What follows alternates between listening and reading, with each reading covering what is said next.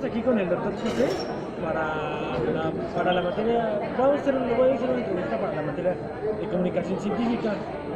Yo soy Brandon Miranda y pues le empiezo con las preguntas, ¿no? Doctor José, ¿por qué se dedicó a la investigación? Mira, normalmente nos dedicamos a la investigación porque surgen muchas preguntas en las mentes, ¿no? Bueno, en mi caso, por ejemplo, surgieron muchas preguntas en el caso educativo, en el caso de la administración, qué es lo que pasaba con los jóvenes, cómo aprenden, por qué en algunos casos algunos tienen ciertas características o potencialidades para algo y otros no. Entonces siempre tienes una serie de preguntas o interrogantes en tu mente. El llevarte a la investigación justamente te lleva a dar respuesta a esas preguntas y lógicamente tienes que acceder a todo un proceso científico, ¿no? Sin embargo, este proceso científico o método científico en algunos casos no es del todo. ¿Por qué? Porque como yo estoy en el área de las ciencias sociales, en el área humana, sí aplicamos el método científico, pero es un tanto más subjetivo porque hablar con el ser humano, tratar de entender lo que implica el ser humano, es complejo. Tú te comportas de una manera, yo me comporto de otra, y simplemente porque somos seres humanos, no es como en las ciencias como ustedes, ¿no? Que son en las ciencias puras o en las ciencias matemáticas. ¿Se podría decir que no es general? No es general, sin embargo, en México existe algo bien particular. Pareciera que todos los que somos científicos o los que estamos en la investigación hacemos uso de los procesos tradicionales de investigación científica. Sin embargo, hay modelos cualitativos y hay modelos cuantitativos. Por ejemplo, caso de ustedes, su mayor número de investigaciones son en el ámbito cuantitativo. Todo lo miden, todo lo cuantifican, todo lo que implica números para ustedes tiene mayor significación. En el caso de nosotros, evaluamos, rectificamos o investigamos respecto al comportamiento humano. ¿Cómo mides el comportamiento humano? ¿Cómo mides, cómo piensas, cómo mides, cómo actúas? No hay forma. De ahí entonces que existen dos métodos. Yo estoy dentro del ámbito de la investigación, del ámbito cualitativo, y además es otra interrogante. ¿Cómo es que este método cualitativo puede ser aceptado también dentro de las ciencias de la investigación? Pues pregunta la siguiente. ¿Cuál es su campo de investigación? ¿Cuáles son las investigaciones más importantes que ha realizado? Mira, el campo de investigación que yo tengo es el de las ciencias sociales, sobre todo en la administración. Inicialmente mi doctorado, mi tesis doctoral fue una evaluación de la organización académico-administrativa de 3 programas de turismo, como buen instituto de turismo, para certificación nacional e internacional. Esto me llevó lógicamente a hacer investigación cualitativa e investigación cuantitativa.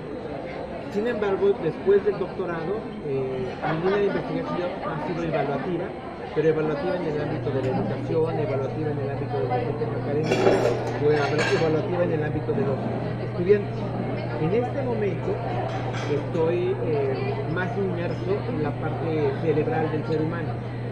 Quiero conocer qué pasa con el ser humano, por qué, por ejemplo, algunos jóvenes que no son tan buenos en la escuela sacando 10 son más exitosos en sus vidas que aquellos que son de 10. ¿Me explico? Por ejemplo, hay personas que en la última investigación que estoy haciendo estoy evaluando el nivel de la inteligencia emocional de los académicos de posgrado y ver cómo esto repercute en el aprendizaje de los estudiantes.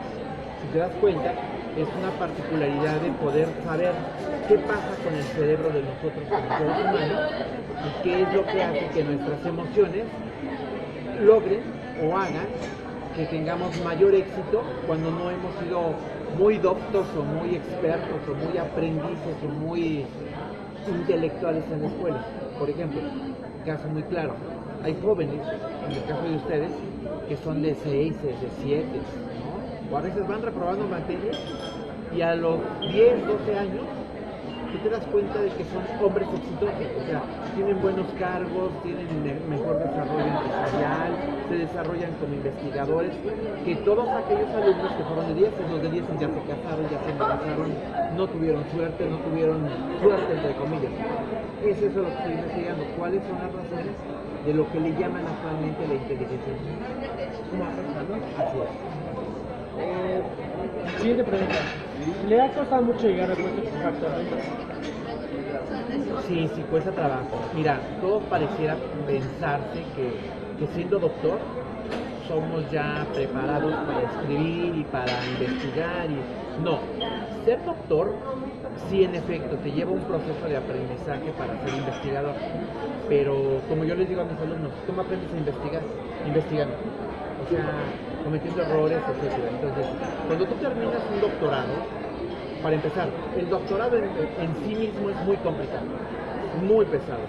Pero ya después de ahí tienes que tomar cursos de redacción, tienes que tomar cursos de ortografía, tienes que tomar cursos de matemática, de estadística, de sociales, de redacción, de comprensión, de dialéctica, de retórica, de expresión corporal. ¿Por qué? Porque no nada más somos científicos o investigadores, sino que yo hago un artículo y lo presento en algunas revistas, pero esas revistas verifican que la forma en que está escrito sea concordante con la lengua española, ¿me explico? O por ejemplo, si yo voy a dar una ponencia en algún congreso, tengo que aprender a manejarme en un escenario en donde tengo espectadores desde 50 personas. Me ha tocado dar ponencias hasta para 1200 personas. Tienes que saberte mover, hablar, expresarte, etc.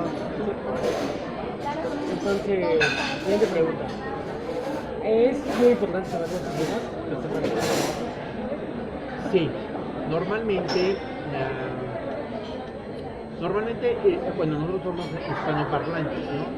Pero la gran mayoría de los artículos que revisamos para enriquecer nuestras investigaciones se encuentran en el idioma inglés, en el idioma chino y algunos en francés. Entonces, sí es importante que si tú quieres llegar a ser un investigador, por lo menos domines dos idiomas de natal, ¿no? Por ejemplo, el inglés y mandarín, o el chino mandarín, que es el que yo creo que en unos 5 o 10 años va a ser punta de lanza en este país, en este mundo, para seguir haciendo investigación.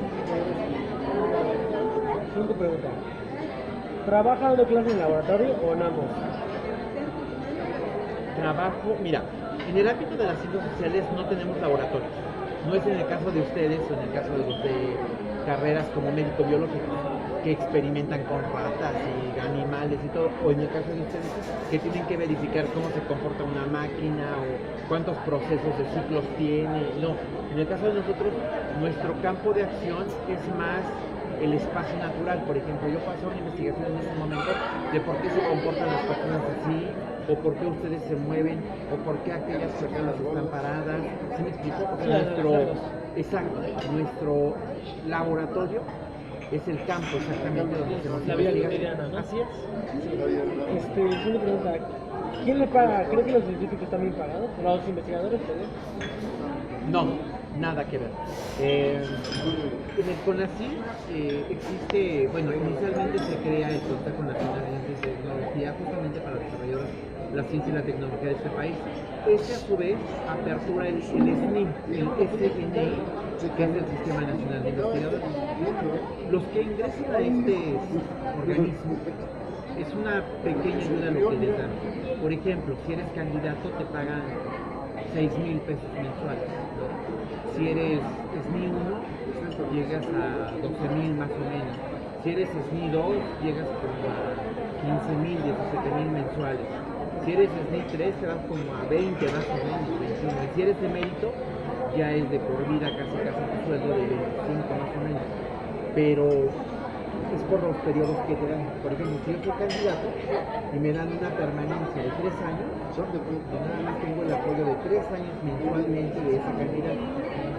Ahora, el Politécnico, cuando tú tienes tiempo completo, ganas muy bien.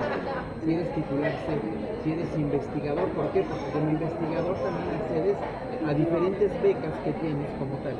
Si tienes buenos proyectos, los puedes ligar directamente a CONACYT y ellos te dan recursos. O en el caso del Politécnico también, todos los que somos del Sistema Nacional de Investigadores tenemos la obligación de meter año con año un proyecto de investigación, ya sea individual o multidisciplinario.